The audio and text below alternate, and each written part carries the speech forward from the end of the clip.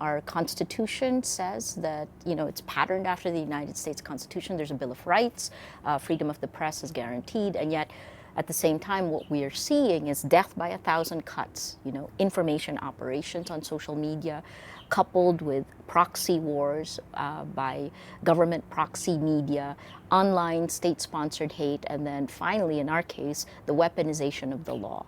In 14 months, I've had 11 cases filed against me and Rappler. I've posted bail about 8 times in a little over 3 months. I've been arrested twice in 5 weeks. I've been detained once.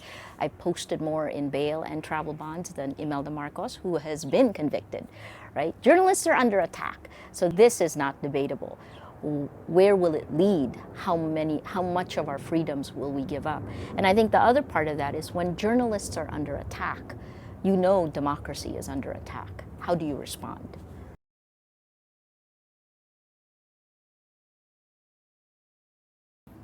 You hold the line. That's our hashtag, hold the line.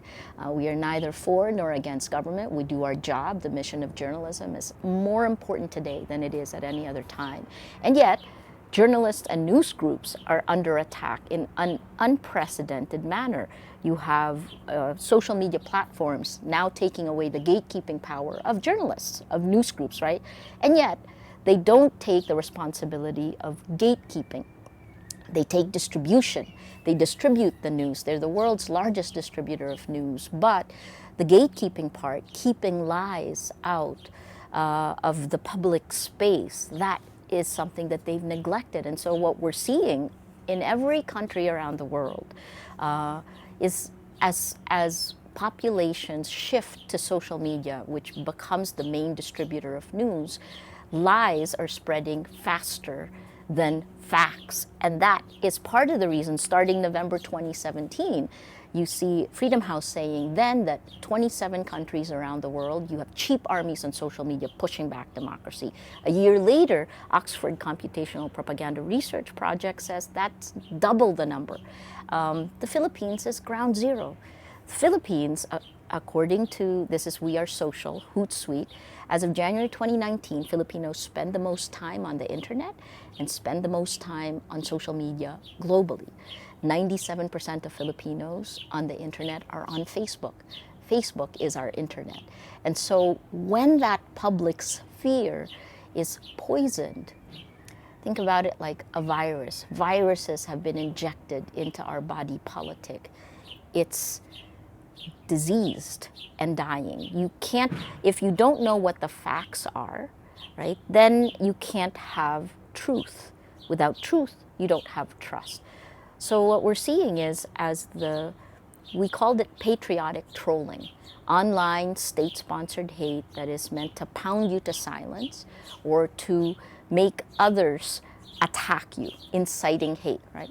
And you know that when you incite hate online, it's only a matter of time before online violence becomes real-world violence. This kind of exponential attacks online have translated to shifts in demographics in the Philippines.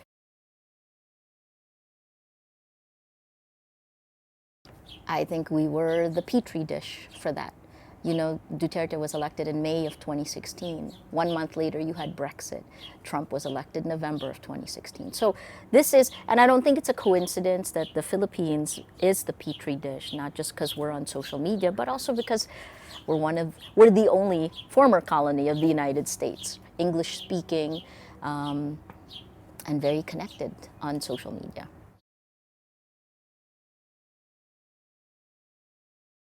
It's not censorship. I think it's controlling it, right? Behavior modification is what you're seeing now.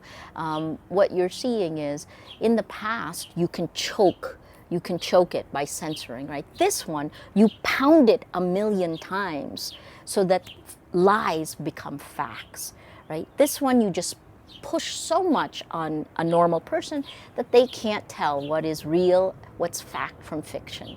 And in that sense, because they're unsure, the voice with the loudest megaphone wins. It's very Russian disinformation, right? It's information warfare. And in our case, it's very clear information operations are targeting our citizens. Again, if you look at Russian disinformation, right? Russia targeted its citizens first, then went outside. We looked at the Ukraine as a model for how we could deal with this information operations, and then slowly it seeped to all parts of the world. It is insidious. It has weakened democracies, and more than anything, working alongside with the algorithms of the social media platforms, it has segmented populations. We do not agree on the facts. If you cannot agree on the facts, you have no democracy. The voice with the loudest megaphone wins. And whether that's Putin or Trump or Duterte, you're seeing the impact in countries all around the world.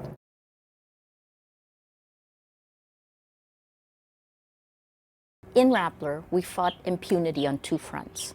In terms of the government, the UN estimates since July of 2016, at least 27,000 people have died in a brutal drug war. The other level of impunity is from an American technology company, Facebook.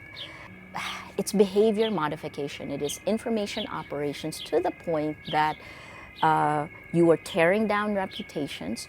It is astroturfing what government wants to happen. So, for example, in the case of our Senator Laila De Lima, she was branded a drug pusher. She wasn't. She's never been. That's never been proven. But when a lie is told a million times on Facebook, it is the truth, and that's the world we live in today. When people don't know what the truth is, what the president says matters, becomes the truth, right? So power gets more powerful by manipulating people. I think what the biggest change in our world is technology. It is the amplification of lies that have threatened democracies all around the world. The irony, of course, is these are American companies who espouse liberal democratic values, but their business model and their algorithms have empowered autocratic style leadership all around the world. And the Philippines is just one example. Rappler just happens to have, the way we fought back was having data. We collected our data, we know it, we told our people about it, and we have been doing that for 3 years. Way before Mark Zuckerberg testified in front of the US Congress, in August of 2016, I went to Facebook with the data and told them, you have to do something about this, because if you don't, you have US elections coming up and Trump could win. August 2016, no one believed it. We all laughed. But when he won, Facebook came back and asked me for the data again, right? So our world has changed, and we're still using old words to define this. This is a new landscape.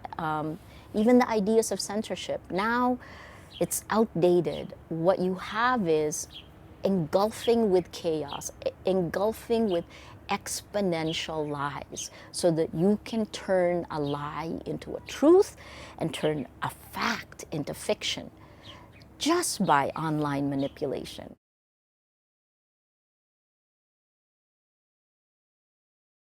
Well, it all went wrong when news, facts, the gatekeeper to facts, when that was pushed in, and was the distribution of news went to the platforms without the responsibility of it. So this is the battle of our generation, the battle for truth, because now more than ever, journalists around the world are facing an existential dilemma on two fronts from technology.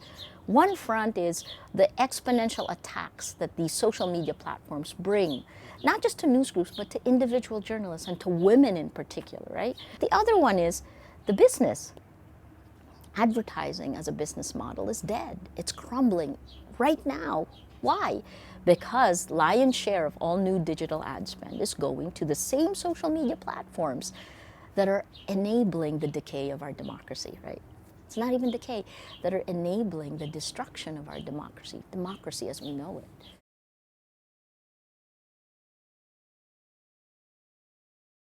It's much easier to be in a war zone than in the digital world today, because you know exactly where the gunfire is coming from. the problem today is that you cannot tell fact from fiction. And as a journalist, you know, having gone through all of what I've lived through, when you live through and you take the values and the standards and ethics of what journalism is, the mission of what journalism is, there's absolutely no way that I will duck at a time when it matters. This time matters. What we do today matters. It will create the future. This is it's very dynamic time. It is creative destruction. The social media platforms, they've destroyed it, right? So how do you fix it? Well, in our case, it really makes sense to jump in and fix it. Because look, in the long term, it's education.